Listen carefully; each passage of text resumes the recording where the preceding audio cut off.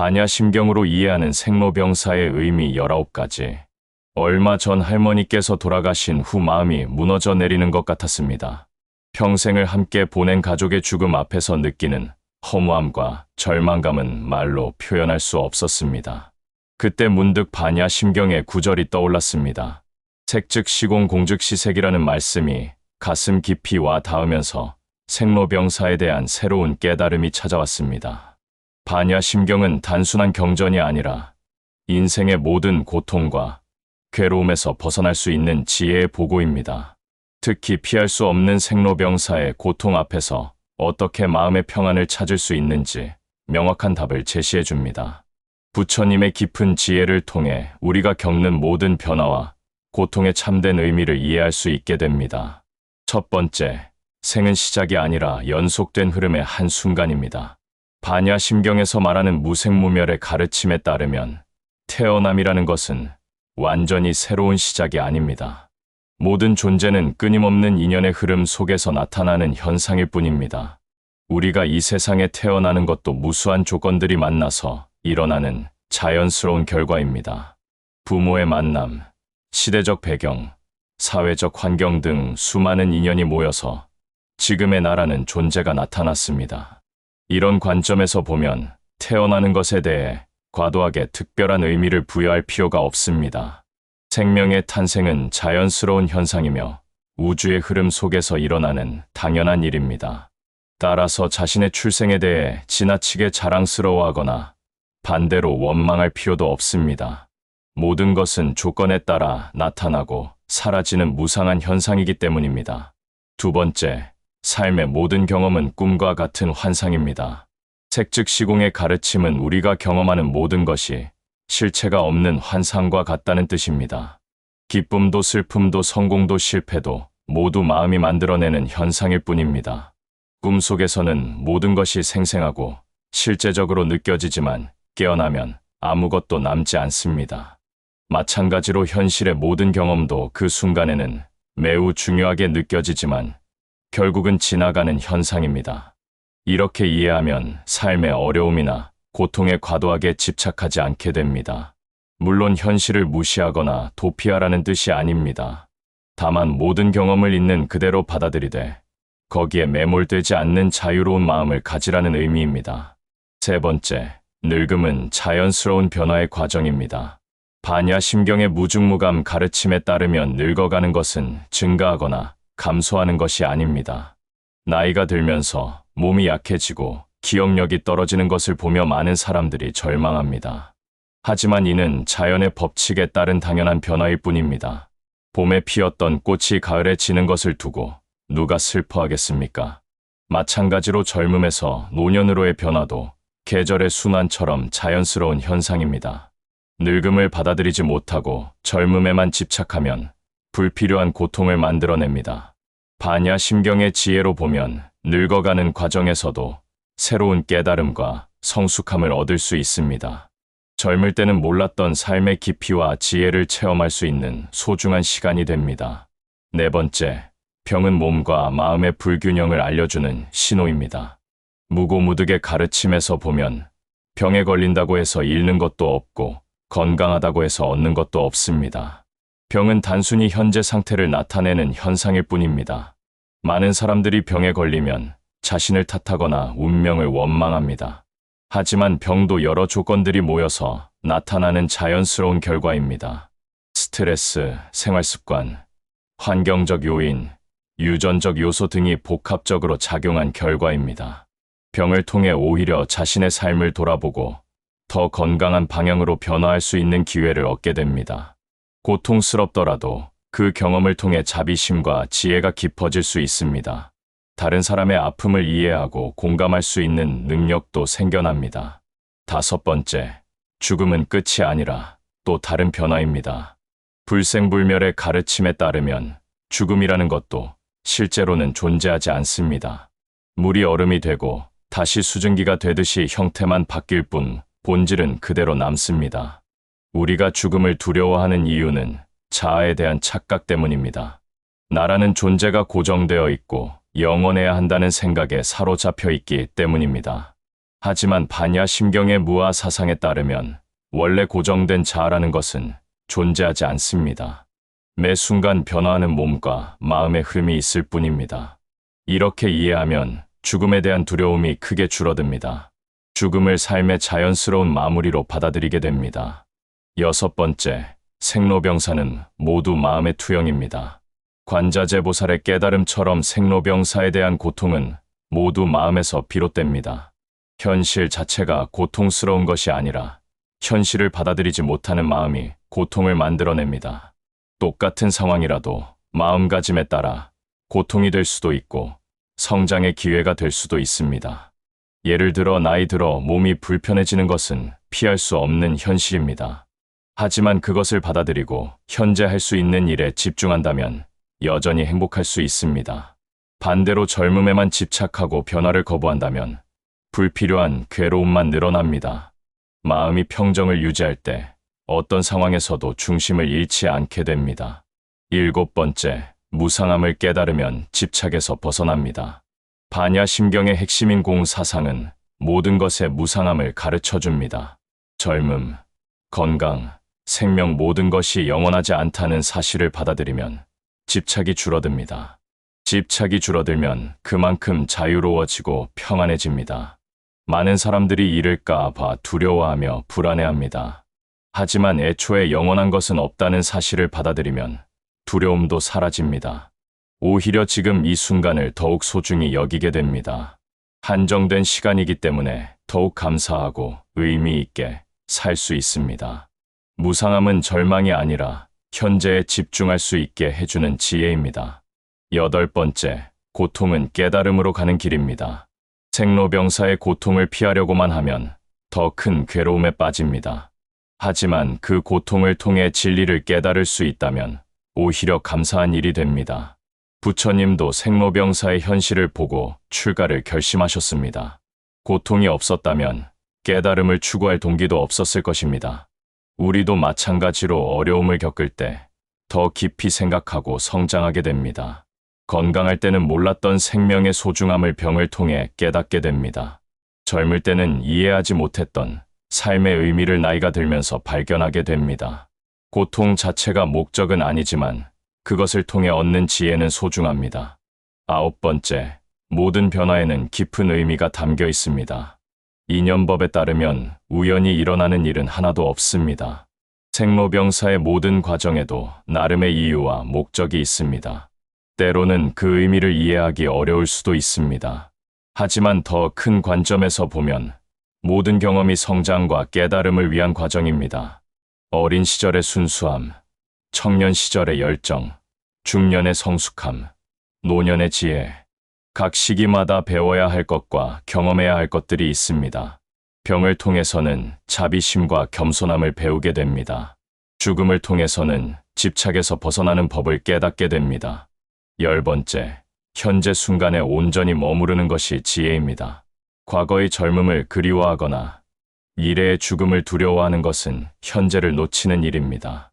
반야심경의 가르침은 지금 이 순간에 깨어있으라고 말합니다. 나이가 들었다고 해서 과거에만 매달릴 필요가 없습니다. 병에 걸렸다고 해서 미래만 걱정할 필요도 없습니다. 지금 이 순간에 할 수 있는 최선을 다하는 것이 가장 중요합니다. 현재에 집중할 때 진정한 평화와 행복을 경험할 수 있습니다. 과거와 미래는 모두 마음속의 관념일 뿐입니다. 실제로 존재하는 것은 오직 현재뿐입니다. 11번째, 자비심은 고통을 변화시키는 힘입니다. 생로병사의 고통을 겪으면서 다른 사람의 아픔을 더 깊이 이해하게 됩니다. 내가 아프면 아픈 사람의 마음을 알게 되고 내가 늙으면 노인의 심정을 이해하게 됩니다. 이런 공감을 통해 자비심이 자연스럽게 생겨납니다.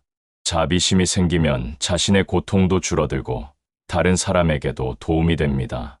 고통을 혼자만 감당하는 것이 아니라 모든 존재와 함께 나누는 마음을 갖게 됩니다. 이렇게 되면 개인적인 괴로움이 보편적인 자비로 변화합니다. 고통이 나만의 문제가 아니라 모든 생명체가 겪는 공통의 경험임을 깨닫게 됩니다.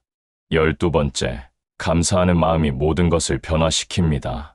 생로병사를 겪으면서도 감사할 일들을 찾아보면 마음이 달라집니다. 태어날 수 있었던 것, 지금까지 살아올 수 있었던 것, 사랑하는 사람들과 함께했던 시간, 모든 것이 당연한 것이 아니라 감사한 일임을 깨닫게 됩니다. 병이 있어도 아직 숨을 쉴 수 있다는 것, 늙어도 아직 생각할 수 있다는 것, 작은 것에서도 감사함을 찾으면 마음이 풍요로워집니다. 감사하는 마음은 현실을 다른 시각에서 보게 해줍니다. 같은 상황이라도 불평 대신 감사를 선택하면 완전히 다른 경험이 됩니다. 감사는 고통을 기쁨으로 바꾸는 마법과 같습니다. 13번째, 마음의 평정이 진정한 건강입니다. 몸이 아프더라도 마음이 평안하면 진정한 건강을 유지할 수 있습니다. 반대로 몸이 건강해도 마음이 병들어 있으면 진짜 아픈 것입니다. 반야심경의 가르침은 마음의 평정을 유지하는 방법을 알려줍니다. 어떤 상황에서도 동요하지 않는 고요한 마음을 기를 수 있습니다. 이런 평정심이 있으면 생로병사의 변화 속에서도 중심을 잃지 않습니다. 태풍이 불어도 바다 깊은 곳은 고요한 것처럼 마음 깊은 곳의 평화를 지킬 수 있습니다. 외적 조건이 변해도 내적 평화는 유지할 수 있습니다. 이것이 반야심경이 가르쳐주는 궁극적인 자유입니다. 14번째, 모든 경험은 깨달음의 자료가 됩니다. 기쁨도 슬픔도 건강도 질병도 모두 깨달음을 위한 소중한 자료입니다. 어떤 경험이라도 올바르게 관찰하고 이해하면 지혜로 변화시킬 수 있습니다. 생로병사의 과정에서 겪는 모든 일들이 깨달음의 기회가 됩니다. 중요한 것은 경험 자체가 아니라 그 경험을 어떻게 받아들이느냐입니다. 같은 일을 겪어도 누구는 원망하고 누구는 깨달음을 얻습니다.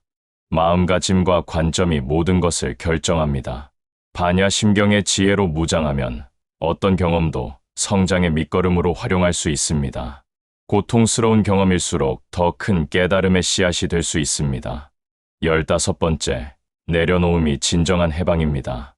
생로병사에 대한 모든 집착과 두려움을 내려놓을 때 진정한 자유를 얻습니다. 젊음을 붙잡으려는 집착, 건강을 유지하려는 강박, 죽음에 대한 공포, 이 모든 것들을 내려놓으면 마음이 한없이 가벼워집니다. 내려놓는다는 것은 포기하는 것이 아닙니다. 최선을 다하되 결과에 집착하지 않는 것입니다. 할 일은 하되 거기에 매달리지 않는 자유로운 마음을 갖는 것입니다. 이런 마음으로 살면 어떤 변화가 와도 흔들리지 않습니다. 내려놓음은 체념이 아니라 진정한 용기입니다. 현실을 있는 그대로 받아들이는 성숙한 지혜입니다. 16번째, 연결되어 있음을 깨달으면 외로움이 사라집니다. 반야심경의 연기법은 모든 존재가 서로 연결되어 있음을 가르쳐줍니다. 나 혼자 태어나고, 나 혼자 늙고, 나 혼자 병들고, 나 혼자 죽는 것이 아닙니다. 모든 존재가 하나로 연결된 큰 흐름 속에서 함께 변화하고 있습니다. 이런 연결감을 깨달으면 생로병사의 과정에서 느끼는 외로움이 줄어듭니다. 내가 겪는 모든 일들이 우주 전체의 경험이기도 합니다. 나의 기쁨과 슬픔이 전체와 연결된 소중한 일부임을 알게 됩니다. 죽음조차도 개별적인 소멸이 아니라 전체로의 돌아감임을 이해하게 됩니다. 이런 관점에서 보면 혼자라는 느낌 자체가 착각이었음을 깨닫게 됩니다. 17번째, 지혜와 자비가 하나로 합쳐질 때 완성됩니다. 생로병사를 올바르게 이해하는 지혜와 모든 존재를 사랑하는 자비가 만나야 합니다. 지혜만 있고 자비가 없으면 냉정하고 메마른 깨달음이 됩니다. 자비만 있고 지혜가 없으면 감정적이고 맹목적인 동정이 됩니다. 반야심경은 지혜와 자비가 하나가 된 완전한 깨달음을 제시합니다. 생로병사의 실상을 명확히 보는 지혜와 모든 존재의 고통을 함께하는 자비, 이 둘이 조화를 이룰 때 진정한 보살의 마음이 완성됩니다. 이런 마음으로 살면 자신도 해탈하고 다른 사람도 구원할 수 있습니다. 개인적인 깨달음을 넘어서 온 세상을 이롭게 하는 큰 마음을 갖게 됩니다. 18번째, 매 순간이 새로운 탄생이자 죽음입니다. 생로병사는 일생에 한 번씩 일어나는 큰 사건이 아닙니다. 매 순간 일어나고 있는 연속적인 과정입니다. 지금 이 순간에도 새로운 세포가 태어나고 오래된 세포가 죽어갑니다. 새로운 생각이 떠오르고 이전 생각이 사라집니다. 매일 새로운 나로 태어나고 어제 나는 죽어갑니다. 이런 미시적 생멸을 깨달으면 거시적 생로병사도 자연스럽게 받아들이게 됩니다. 죽음이 먼 미래의 일이 아니라 지금도 계속 일어나고 있는 현재의 일임을 알게 됩니다. 동시에 탄생도 과거의 일회적 사건이 아니라 매 순간 새롭게 일어나는 기적임을 깨닫습니다. 이런 깨달음이 있으면 매 순간을 더욱 소중히 여기게 됩니다. 19번째, 궁극적으로는 생로병사조차 존재하지 않습니다. 반야심경의 가장 깊은 가르침은 생로병사라는 것 자체도 궁극적으로는 환상이라는 것입니다. 절대적 관점에서 보면 태어남도 죽음도 모두 마음이 만들어낸 개념일 뿐입니다. 진정한 자성은 생겨나지도 않고 사라지지도 않습니다. 물이 얼음이 되고 수증기가 되어도 물의 본질은 변하지 않는 것과 같습니다. 우리의 참된 본성도 형태는 바뀔 수 있어도 본질은 영원히 변하지 않습니다. 이런 깨달음에 이르면 생로병사에 대한 모든 두려움과 집착이 완전히 사라집니다. 더 이상 태어남을 기뻐하지도 죽음을 슬퍼하지도 않게 됩니다. 모든 변화를 바라보는 고요한 관찰자의 마음으로 살아갈 수 있습니다. 이것이 반야심경이 최종적으로 가리키는 해탈의 경지입니다. 이렇게 반야심경의 지혜로 생로병사를 이해하면 인생의 모든 국면에서 평안을 얻을 수 있습니다. 더 이상 나이 드는 것을 두려워하지 않고 병드는 것을 원망하지 않으며 죽음을 공포스럽게 생각하지 않게 됩니다. 대신 매 순간을 감사하며 현재에 집중하여 살아갈 수 있습니다. 부처님의 가르침은 이론적 철학이 아니라 실제 삶에 적용할 수 있는 실용적 지혜입니다. 생로병사라는 피할 수 없는 현실 앞에서 어떻게 마음의 평화를 유지할 수 있는지 구체적인 방법을 제시해 줍니다. 이 지혜를 일상생활에 적용하면 어떤 어려움이 와도 중심을 잃지 않고 살아갈 수 있습니다. 무엇보다 생로병사를 통해 더 깊은 깨달음과 자비심을 기를 수 있다는 것이 가장 큰 축복입니다. 고통스러운 경험조차 성장과 깨달음의 기회로 전환시킬 수 있는 반야심경의 지혜, 이것이야말로 현대를 살아가는 우리에게 가장 필요한 삶의 나침반이 아닐까 합니다.